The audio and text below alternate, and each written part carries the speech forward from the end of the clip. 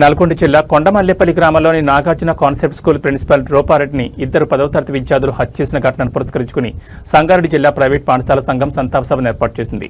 తెలంగాణలోని అన్ని ప్రైవేట్ పాఠశాలల యాజమాన్యాలు ఈ సంఘటనను తీవ్రంగా ఖండిస్తున్నాయి. ఈ విషాదకర ఘటనపై ప్రగాఢ సంతాపాన్ని తెలియజేస్తూ కీర్తిశేషురాలు రూపారెడ్డి కుటుంబానికి ఘనంగా సంఘీభావం తెలియజేయడానికి అన్ని ప్రైవేట్ పాఠశాల యాజమాన్యాల ఆధ్వర్యంలో సంతాప సమావేశం జరిగింది. ఈ సమావేశంలో టీఆర్ఎస్ ఎంఏ రాష్ట్ర సలహాదారు పూసల లింగగౌడ్, రాష్ట్ర ఉపాధ్యక్షుడు కె ప్రశాంత్ కుమార్, రాష్ట్ర సహాయ కార్యదర్శి మాలి పటేల్ ప్రభు, సంగారెడ్డి జిల్లా అధ్యక్షుడు వెంకటేశం, సంగారెడ్డి మండల అధ్యక్షుడు విజయ్ కుమార్, కార్యదర్శి పాండురంగారావు, వివిధ పాఠశాల కరస్పాండెంట్లు నాగిరెడ్డి, రామచంద్రారెడ్డి, అశోక్ గౌడ్, దావాల్ రెడ్డి, సాయి, సుధాకర్ జోషి, వాసు, సురేష్, మురళి, ప్రమోద్ పాల్గొని జరిగిన ఘటనను ముక్తకంఠంతో ఖండించారు.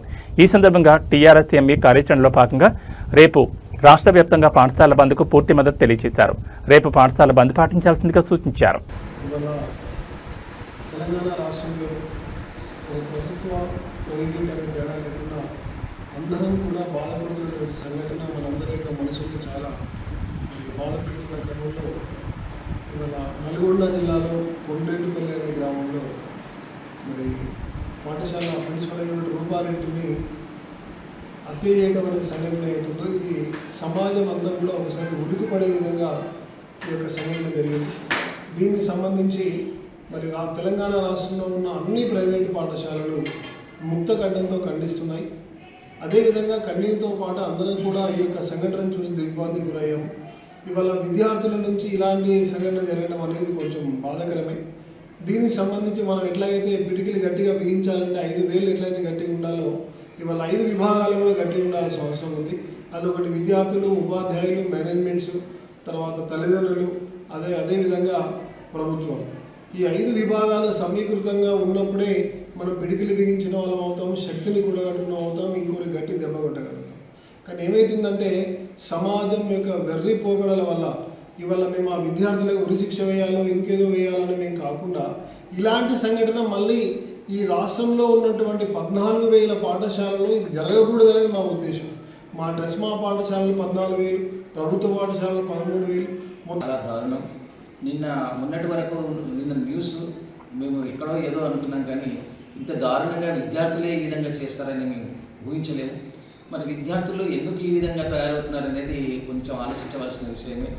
ఈ డ్రగ్స్ వల్ల, మరి ఇలాంటి అడిక్ట్ కావడం వల్ల, మరి వాళ్ళలో కొన్ని పరివర్తన మార్పుల వల్ల ఇలాంటి సంఘటనలు జరుగుతున్నాయి. చాలా దారుణం. రూపారెడ్డి గారిని అత్యంత కిరాతకంగా 27 కత్తిపోట్లు వేయడం నిజంగా సభ్య సమాజం తలదించుకునే విధంగా ఉంది ఈ సంఘటన. మేమందరం నిజంగా మా ప్రైవేట్ పాఠశాలకు కాకుండా గవర్నమెంట్ పాఠశాలలు కూడా తీవ్రంగా అందరూ మాకు సహకరించాలని కోరుతూ, మరి ఈ సంఘటన మరి ఒక్కసారి పునరావృతం కాకుండా విద్యార్థులపైన మనం అందరం ఒక మంచి మార్గంలో, ఒక సన్మార్గంలో వెళ్ళడానికి ప్రయత్నం చేద్దాం. ప్రతి విద్యార్థి మంచి మార్గంలో వెళ్ళాలని కోరుకుంటాం. ఇది నిజంగా చాలా దారుణం. మరొకసారి తీవ్రంగా ఖండిస్తున్నాం. ఈ సందర్భంగా రేపు మా జిల్లా నుంచి 10వ తరగతి విద్యార్థులు దారుణంగా హత్య చేయడం అనేది ఈ సభ్య సమాజానికి తలవంపుగా అనిపిస్తుంది. కాబట్టి ఈ సంఘటన మళ్ళీ పునరావృతం కాకుండా ఉండాలి అంటే సమాజంలో ఎంతో మార్పు రావాలి. ఆ మార్పు తీసుకురావడానికి, సమాజాన్ని మార్చడానికి ఏవైతే ఉన్నాయో అవే పాఠశాలలు. కానీ పాఠశాలల్లోనే ఇట్లాంటి సంఘటనలు జరగడం అనేది దురదృష్టకరం. దీనికి ట్రస్మా తరఫున పూర్తిగా తీవ్రంగా ఖండిస్తూ ఉన్నాం.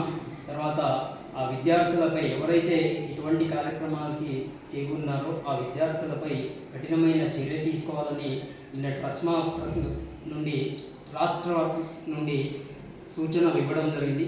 కాబట్టి పునరావృతం కాకుండా ఉండాలి అంటే ఈ పాఠశాలలు మరియు అందులో పనిచేసే ఉపాధ్యాయులకి మరియు యాజమాన్యానికి రక్షణ కల్పించే విధంగా ఒక ప్రత్యేకమైన చట్టాన్ని ఏర్పాటు చేసి దానికి ఒక సౌకర్యాన్ని కల్పించాలని ప్రభుత్వాన్ని దీని ప్రకారంగా కోరుకుంటున్నాం.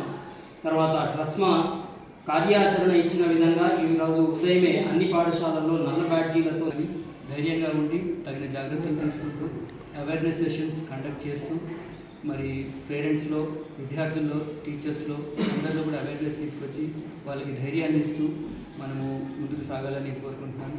మరి ముఖ్యంగా ప్రజలందరికీ మరియు తల్లిదండ్రులకి విజ్ఞప్తి ఏమంటే, ఏ చిన్న సంఘటన జరిగినా సరే టీచర్లపై కానీ మేనేజ్మెంట్పై కానీ మరి ఆవేశంతో రావడం కాకుండా ఆలోచనతో వచ్చి కూర్చొని మాట్లాడుకుని మనము తెలుసుకునే వైనంలో మనం వెళ్తే మనము పిల్లలు కూడా ఒక మంచి నిదర్శనంగా ఉండగలుగుతామని కోరుకుంటున్నాను.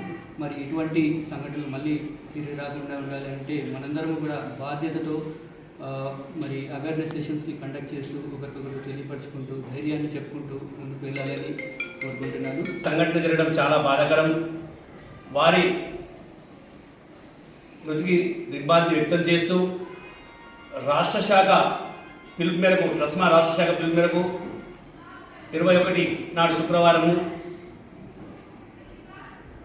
మా పాఠశాలను కూడా బంధువుకు సంపూర్ణ సహకారం అందిస్తాం. తల్లిదండ్రులు కూడా ఈ విషయాన్ని గుర్తుంచుకోవాలి.